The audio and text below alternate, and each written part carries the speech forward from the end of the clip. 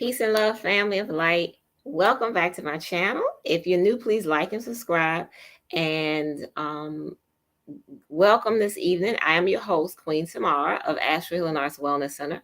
And also, I am the host of the Healing Cipher Show on Plugged In Radio Network. So I want to say welcome to everyone this evening. Peace and love. I hope everyone is surrounded by love and light and peace this evening.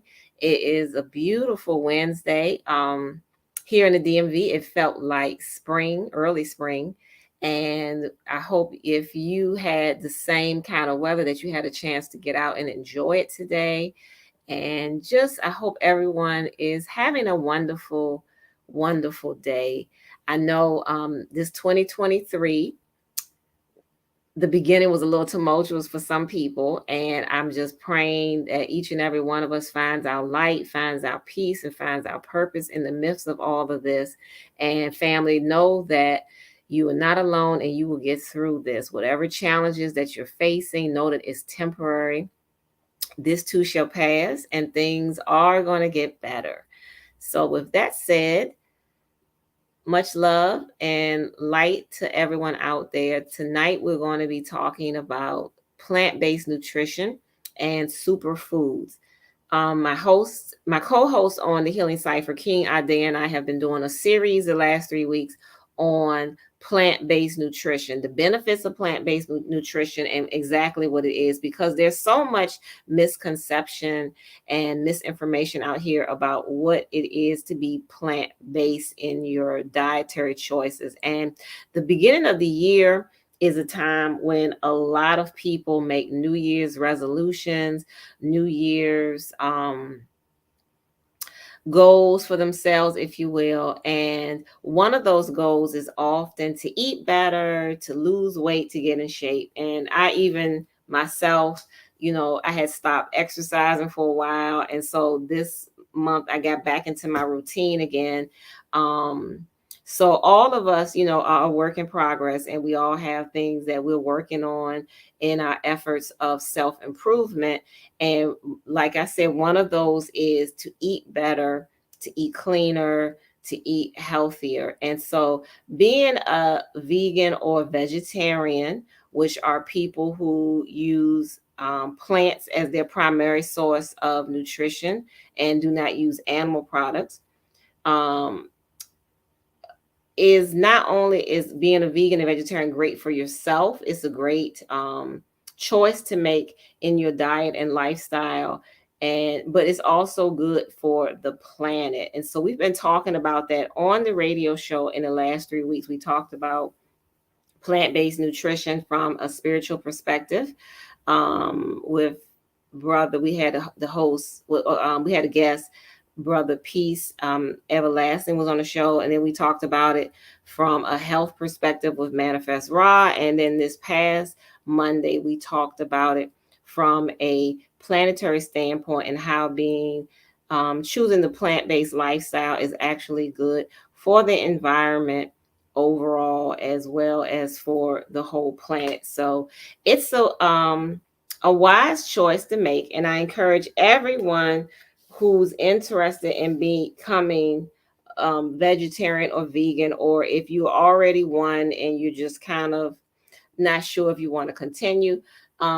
This is a very important decision, and a lot of us don't make decisions with our lifestyle. It's just something that we're taught and we imitate. And I think that everybody should research and think about the things that you do and think about the life that you live, because you can so that you can make an informative decision.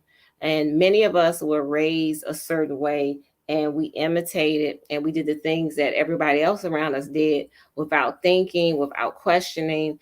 And a lot of times that might have been harmful. What you don't know can hurt you, and it's just not good for you. And it's sometimes it's just, passing down unhealthy habits. A lot of people smoke cigarettes because everybody in their family when they were growing up smoked. A lot of people drink and do things that they see everybody else doing, but just because everybody else does it doesn't mean that it's good. And we all know that we live in a society that is constantly promoting unhealthy food, and then on the other hand it's promoting weight loss and telling people they need to lose weight. Every time I go into the supermarket, I see, and this has been the way for decades, but whenever you go in the supermarket, you see all these magazines at the checkout aisle, and they all have articles in there about weight loss. I mean, you can just take your pick. All of them have something on the front of the magazine just about saying something about weight loss. Um, how to try a new diet, how to do this, how to do that, to lose weight. And so if obesity is a serious problem, then people need to ask themselves why, and what can I do to make it different? And you see some families and everybody's obese, overweight, and they think that this is normal, and they'll say, well, it runs in my family. But does it run in the family, or is it the eating habits that runs in the family? So we have to question that. And many of us experience these things. It's a part of the culture. It's been a part of the culture for decades. People not eating healthy, not living healthy, not being really concerned with health and wellness, um, until there's an emergency. And then, even then, sometimes they still don't take it seriously, and not being proactive with their health. Health and nutrition is not really taught in the schools. I know I took classes called health, and we never talked about nutrition. I took the class health, and we just talked about some diseases. We talked about some parts of the body, but not all. And it wasn't the kind of health that we need to make informed, healthy choices about our diet, our lifestyle, overall lifestyle in general. Because it is a lifestyle change. It's not just a diet. Diet and what you eat is just one aspect of your lifestyle. And so we want to make better decisions. We want to make more informed decisions about what we eat, which is our fuel. You know that your food is your medicine. Your medicine should be your food. So what you put into your body is going to be the end result, family, of what you will look like, feel like, especially feel, um, even smell, and how you express yourself. It all comes down to what you're putting inside. You are what you eat, literally. You are what you eat. So, being the spiritual beings that we are, we know that we want to make choices that affirm and support our spirit. We want to, um, every aspect of our life should reflect our spiritual growth and our development and who we are and who we say we are. And that goes down to how we care for our bodies. Now, you have probably heard the term my body, my temple. And oftentimes I hear people say that a lot, my body is my temple. Well, if you believe that your body is your temple, the temple of the Most High that dwells within you, the God that's within you, then how do you care for your temple? Are you honoring your temple? Are you focusing on, purity internally and externally? It's great to keep the outside of the temple clean. That's a must, and to adorn the outside of the temple. But what are you doing to the inner temple, the inner sanctuary where the Most High dwells? What are you doing for that? Um, so your diet, what are you putting into your body? What are you consuming physically, mentally, and spiritually? All of that matters. Everything you do matters. As a sacred woman, as a sacred man, what you do matters. So don't let anyone make you feel that, oh, it doesn't matter what you eat, doesn't matter what you smoke, doesn't matter what you drink, doesn't matter what you do. Yes, all of that does matter, and it has an impact on you and those around you in your cipher. So always be aware of that, of what you're consuming. Is it something that feeds you your spirit? Is it something that feeds you your higher self. Think about that. um, we're growing up with, I know from my perspective, conflicting things about what is healthy. What is healthy? And then you hear, a lot of parents saying to their children, you just keep eating so much junk food, you need to eat something healthy. Well, stop buying the junk food. A lot of times parents be, out of necessity or because they're busy, or whatever, they will give the children things that are not necessarily healthy, things that are processed, something that's quick and easy that may not be that healthy. And they give these to the children. And this is what a lot of people grow up eating. And this is what a lot of people grow up um, accepting as the norm is, fast food, processed food, quick, easy food that is not necessarily healthy. Quick and easy could be, a bowl of grapes. You could grab some grapes, wash them off, take them with you. Fruit is quick and easy. Always have access to fruit in the house, but sometimes people didn't do that.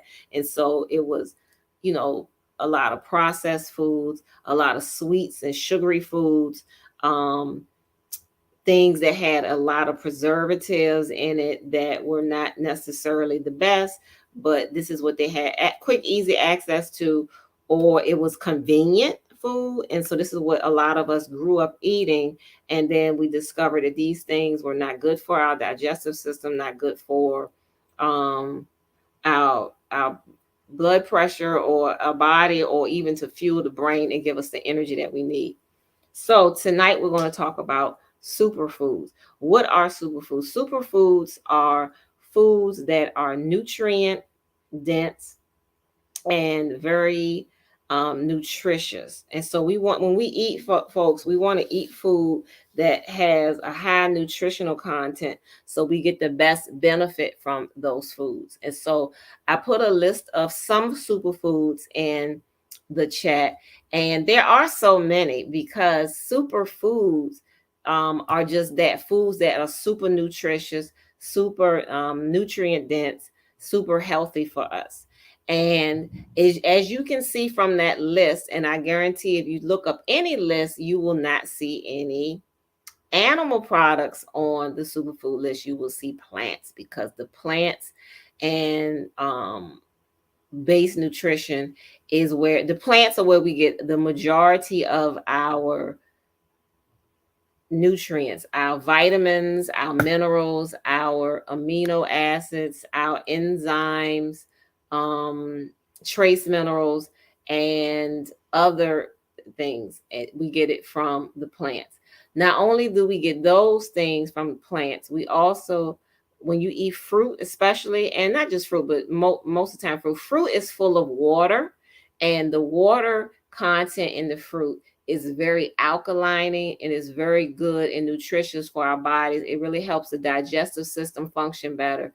And fruits and vegetables and grains and seeds are also full of fiber and can help with the eliminative process. So when you eat superfoods, not only are you eating food that is nutrient dense, but you're eating food that helps flush that helps keep your the food helps keep your digestive system in working order, and it's just very nutrient dense and very nourishing to the body.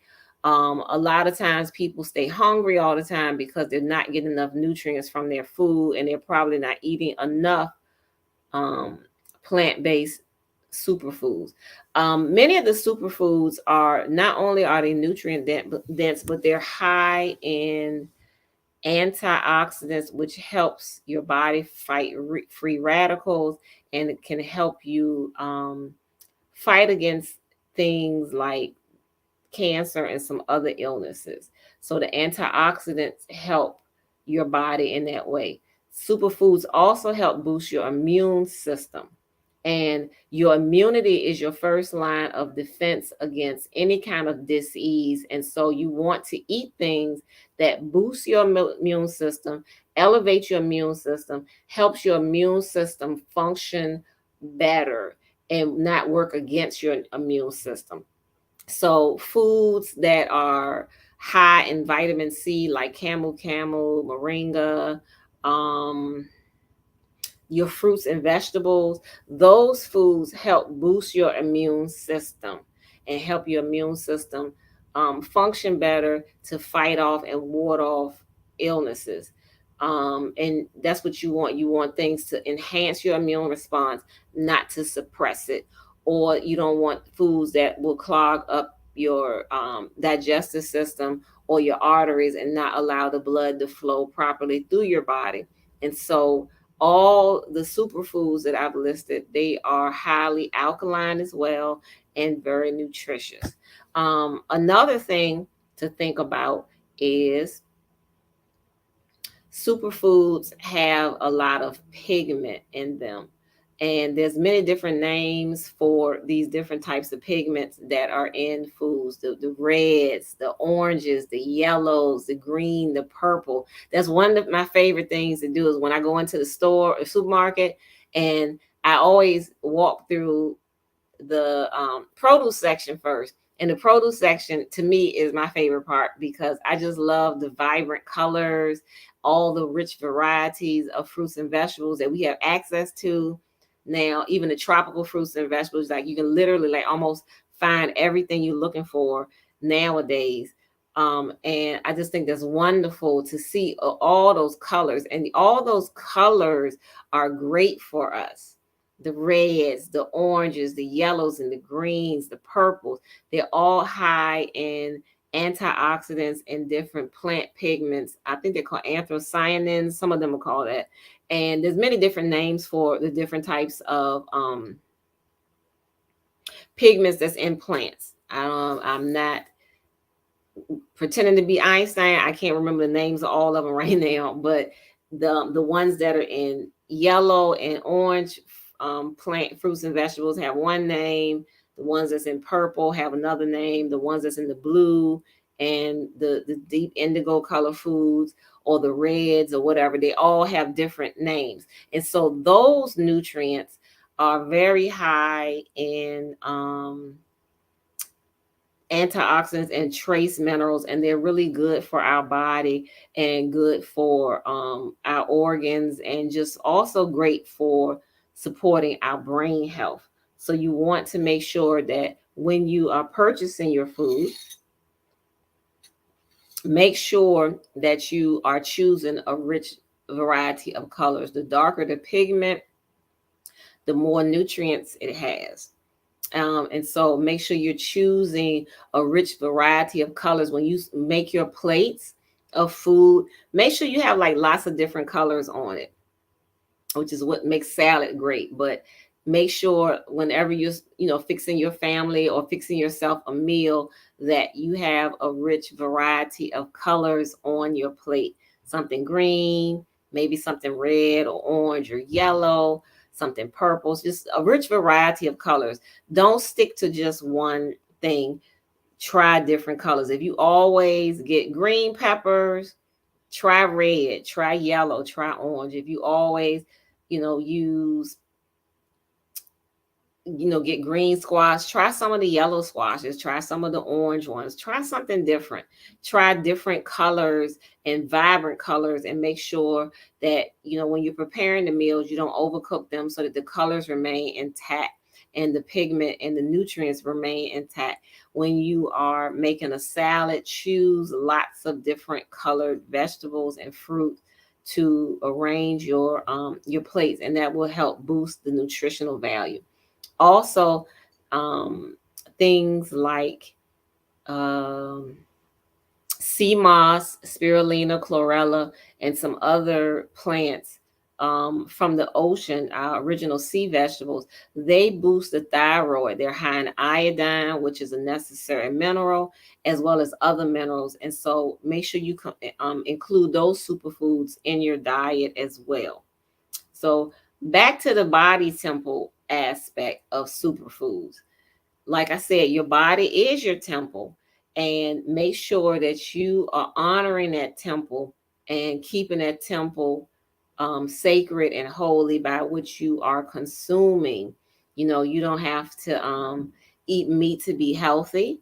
If you do eat meat, that's fine, but just eat it in moderation. Try to eat the best. If you're going to eat it, make sure it's hormone free and antibiotic free, and just eat more fruits and vegetables. So your meal, your plate should have more plants on it and less of the animal products. So if you are someone that eats meat, or you're semi-vegetarian, or you're transitioning, or wherever you are in your stage of development, or you may be a pescatarian, whatever, just eat it in moderation. Do all things in moderation. Have a meatless Monday, or just have one meatless meal a day, and eventually make it two, make it three, and then maybe have meatless Mondays, meatless Thursdays, and just have one day a week that you eat meat or something like that. And just eventually, if you are transitioning, just do it gradual. You don't have to do everything cold turkey, but do it gradual. Do it in stages, like eliminate meat one day a week, meatless Monday, for example, or maybe have veggie tacos on Tuesday or something like that. That's so Tuesday is the meatless day or whatever, and then eventually just eliminate each meal, have less and less, and you'll see the difference. But just be patient with yourself, be patient with your loved ones who are transitioning, or who have already adopted a plant-based lifestyle or vegan lifestyle, and just know that this is a conscious choice that they're making for themselves. um Living bodies need living foods, and I cannot stress that enough. um Living bodies need living foods. And so, with that said, is the superfoods and all plant-based foods and herbs give us life and energy, because plants are living, plants are alive, plants give us nutrients. If you um kill something to consume it, is no longer alive. That life force energy is gone. And when that life force energy is gone, there's no vitality in it for you, and to boost your body and give you the things that you need. The purpose of eating is to get the nutrients that we need for survival. But if you're eating something that is devoid of nutrient, because it's dead, is of and lifeless, it has no, listen to the words, lifeless. It has no, it less than life, it has no life in it, is not going to give you any life, and it's not going to sustain your life. So that's another reason to adopt a plant-based lifestyle. Living beings need living food. If you buy some celery and you bring it home, you put it in the refrigerator, and like a week later you take it out of the refrigerator and it's limp, and we'll say it's dead or it's lifeless, and it's wilted, and it won't even stand up anymore. You buy a stalk of celery, it's straight, but if it's limp and falling over, it's no use to you anymore, because the energy and the vitality, the life has gone out of it. So when it's wilted like that, you could probably use it for compost or something like that, but it doesn't serve you any purpose if you eat it, because the nutrients are gone. So the same is true for something that is dead. You cannot get life and energy from something that does not have life and energy. So this is why, another reason why we eat plants and use plants and herbs as medicine and superfoods. And the great thing about plants is plants are all over the planet. Everything that is considered a superfood is a plant, and our fruits come from plants, trees, bushes, vines, or whatever. And plants grow in abundance. If we take care of the earth, we take care of our gardening, plants will grow in abundance. And the great thing about plants is you can take one seed, like one watermelon seed, for example, and you can sprout it and then transplant that into a garden. And in due time, that one seed can produce a whole plant that will produce multiple melons. And so you know, it's just give is life giving. It's so full of vitality, the seeds and the plants. Same for the others. You can take something and, you know, throw it outside in your compost pile, and you'll see in time it'll start to sprout, it'll start growing.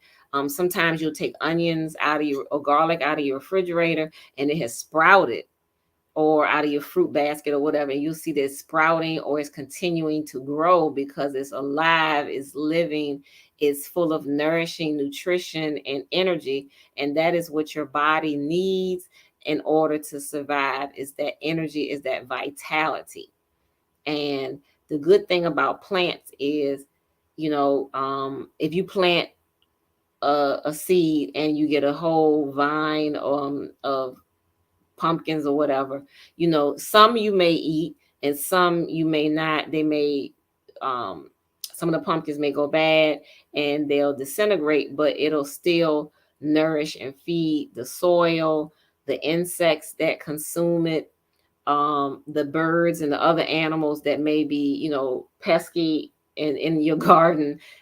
They'll be able to benefit from the things that also that you don't eat. And then when the growing season is over and you harvest your plants, your superfoods, you know, there's, and when the plant begins to die, you know, it still produces nutrients and food for something, whether it's the plant kingdom, I mean, the insect kingdom, the animal kingdom, or it will return back into the ground and nourish the soil, you know, feed the earthworms, the ants, or whatever until the next time around.